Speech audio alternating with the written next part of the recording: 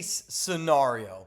Worst case scenario is something that I feel like I've heard a lot today, looking at a lot of the comments on social media. And I know a lot of Raiders fans feel this because fans aren't going to be happy unless the Silver and Black have the number one overall pick in the 2026 NFL Draft. If you agree with that statement, hit that like button because I can't imagine that anybody watching this video on December 23rd is going to sit up here and say, Mitch, I don't want the number one overall pick. If you don't want the number one overall pick, well then how you doing, Pete Carroll and Brendan Carroll? Hopefully you're doing really well today. But coming up here on the Raiders Report, let's talk about worst case scenario because when I think about what type of shows I want to do on this program, I always think what's trending. And I would say the number one thing that I see trending right now around Raider Nation is fans are nervous that the Raiders are going to beat the Chiefs, that the Raiders are going to beat the New York Giants, and based on the way that they played against the Texans, are going to screw themselves out of the number one overall pick. Because let's be very clear, if the Raiders lose their next two games, you have the number one overall pick. Obviously, Pete Carroll doesn't want it. Obviously, players probably don't want it on this roster. And this is going to be a football team that does. They're going to try to go out and beat the Giants. They're going to go out and try to beat the Kansas City Chiefs.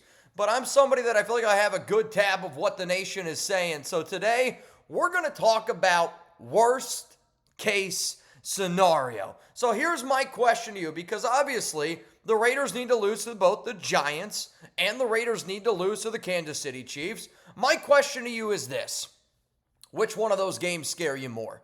Which game are you more concerned that the Raiders are going to win? And some of you might even say both. You think the Raiders are going to win both games. So between the Giants and between the Chiefs game, let me know down below in the comments section which game you're honestly concerned about more. I'm going to sit up here and I'm going to go, I'm more worried about the Chiefs game, and I can't even believe that I'm saying it, but when you see what I'm about to talk about a little bit later on in this show, I think you're also going to say the Kansas City Chiefs game is going to concern you more than the New York Giants game. So let's first talk about the NFL Draft and the NFL Draft order. And since the whole basis of today's show is worst case scenario, we're going to talk about what that worst case scenario would be. So as it stands right now, the day that I'm recording this video, the New York Giants have the number one overall pick with a 2-13 record. Strength of schedule, 530. The reason why strength of schedule is important is because it's the ultimate tiebreaker, not head-to-head, of how teams end up going down. So the Raiders, Giants play this week. Raiders are also 2-13. Strength of schedule, .545. Then it goes the Browns, the Jets, and the Cardinals, and the Titans. All of those teams have 3 wins. Then it's the Washington Commanders, who have 4 wins and are 4-11. The Saints have 5 wins. There's no way that we can get there. So that means the lowest the Raiders could potentially draft might even be 7. Now, we'll map out the strength of schedule. We'll map out what the record is from top to bottom. But what I think people got to realize here is I do think that the Raiders could beat the New York Giants.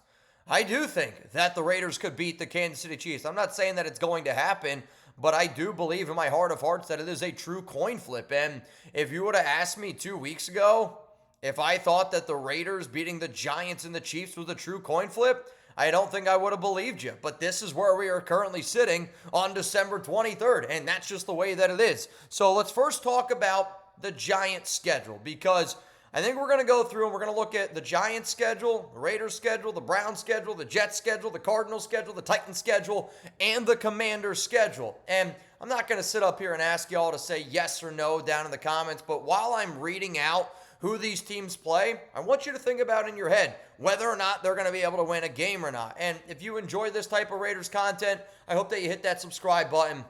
And I hope you turn on your notifications because we're going to give you videos every day. Also, I will be live later on at 4 p.m. Eastern time on the Raiders Report, 1 p.m. Pacific, which kind of crazy. My last live show before Christmas. All right, so let's first talk about the Giants. The Giants play the Raiders, and then they play against the Dallas Cowboys. And yes, I do think that they could beat Dallas, but I also think Dallas with Schottenheimer, because he was a head coach that, let's face it, wasn't really a very popular head coach, that's somebody who's going to try to be winning every single one of their games. And if the Cowboys are trying to beat the New York Giants, I have a feeling that the Cowboys are going to win that game. So if the Giants lose to the Raiders, I think they're also going to lose to the Dallas Cowboys, thus locking in the number 1 overall pick with a 2-15 record. Let's now go to the Raiders. You got the Giants 2-13, and then you got the Kansas City Chiefs at 6-9. The Kansas City Chiefs just lost 26-9 to the Tennessee Titans. Much different football team without Patrick Mahomes. Let's go to the Cleveland Browns, shall we? Versus the Pittsburgh Steelers, who are 9-6. The Steelers, yes, I anticipate are going to end up making the playoffs, and yes, are going to win the AFC North, but that's still not locked in. If they beat the Browns, they lock it in. So the Browns, let's say they end up losing. Then you got on the road against Cincinnati. Because this game is on the road, and there's been a lot of speculation around what the hell is going on with Joe Burrow, but that's going to be another team that they're going to be trying to win football games because Zach Taylor, head coach of the Bengals, he's fighting for his job right now. So I do really think that the Browns game, Bengals, I mean, you got Browns, Steelers, and Bengals. Do you think the Browns beat the Steelers? I do not. Do you think the Browns beat the Bengals? It is an interdivision game. There's a chance, but if the Browns lose those 2 games, they're locked in with a 3-14 record. Let's go to the New York Jets. They play the Patriots and they play the Bills. Both of those teams are fighting for the AFC East. You ain't winning either of those games, Jets. So that's L tickets.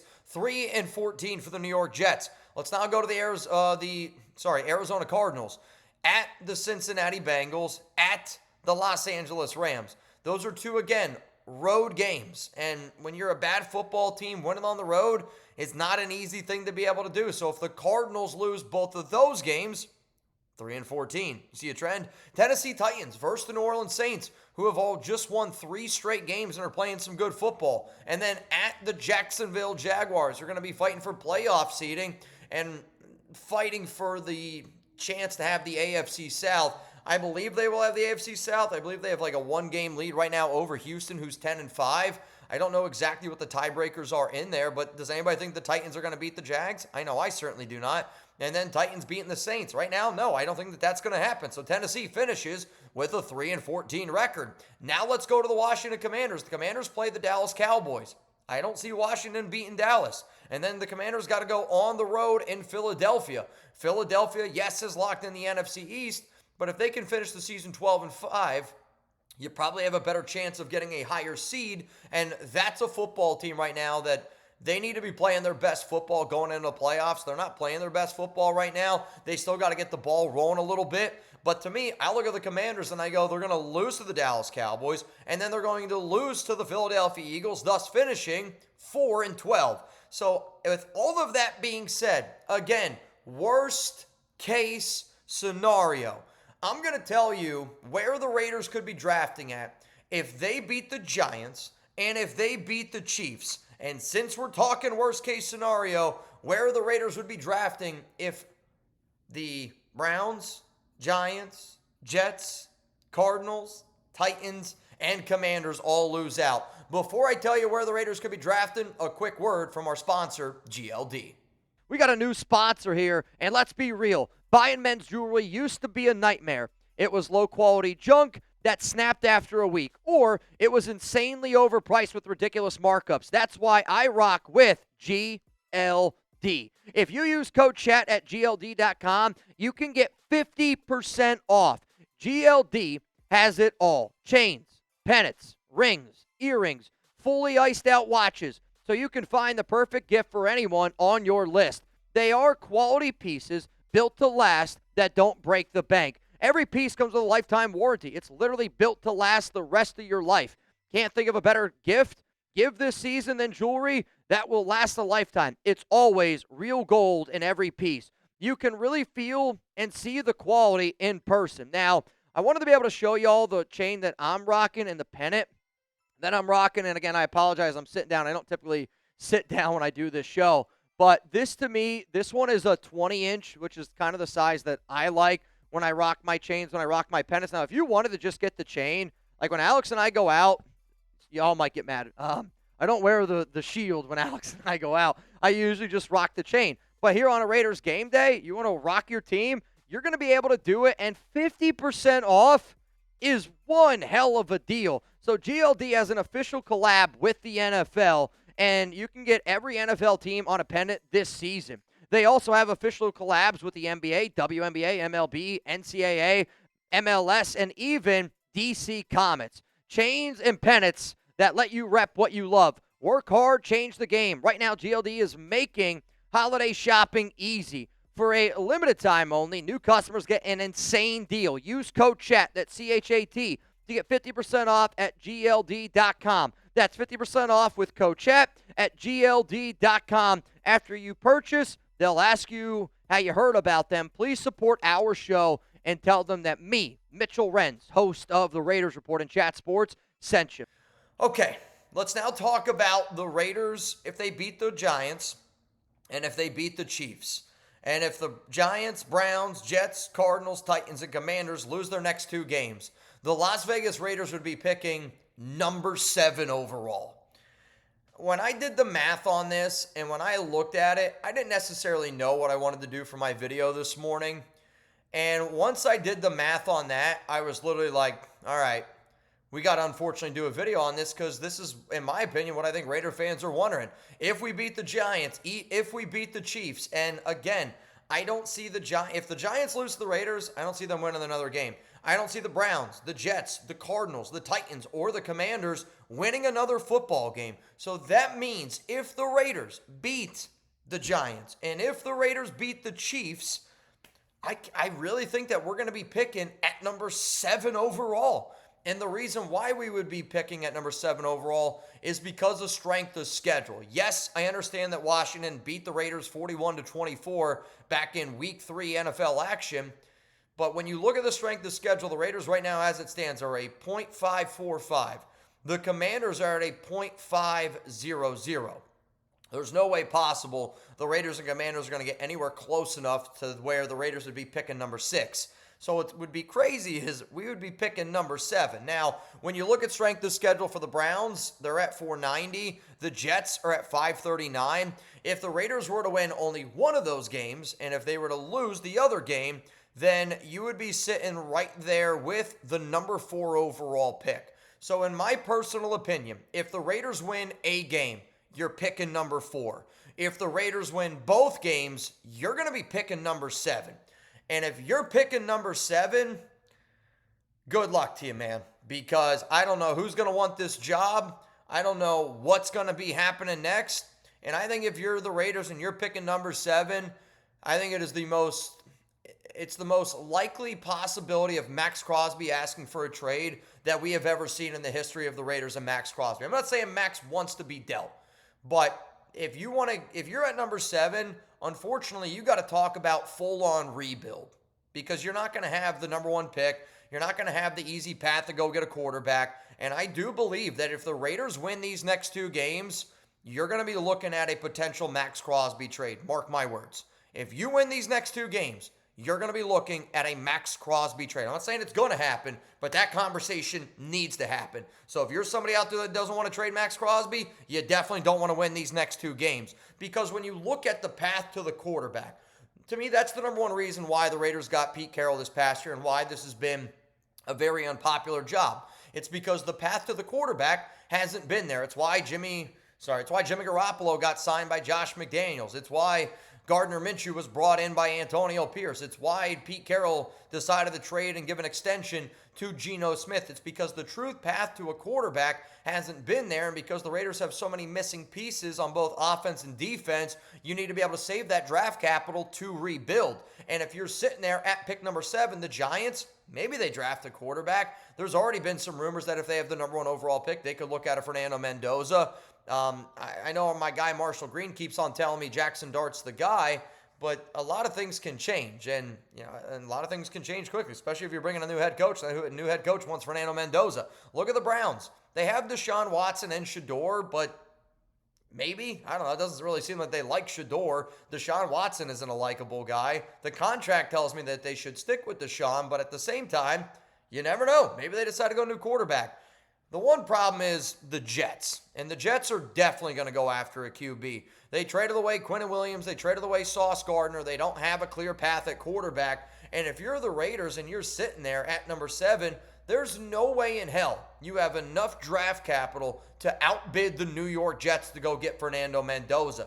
The Titans, they have Cam Ward, maybe. I think that they end up sticking with Cam. The Commanders got Jaden Daniels. They're good to go. The Cardinals at number 4, they're a quarterback-needy team. They're going to move on from Kyler Murray this offseason. I think that's been pretty well documented. So for the Raiders, you're sitting there and you're going, I have to outbid the Jets and I have to outbid the Arizona Cardinals. Because if I'm the Giants, I think they end up trading out of that number 1 pick to get more draft capital. That way they can build more with their new head coach, because I do think that they like Jackson Dart, and I think that they like him and they would like to see what he could bring to the table with a fully healthy Malik Neighbor and a fully healthy, other offensive pieces that they have lost this season.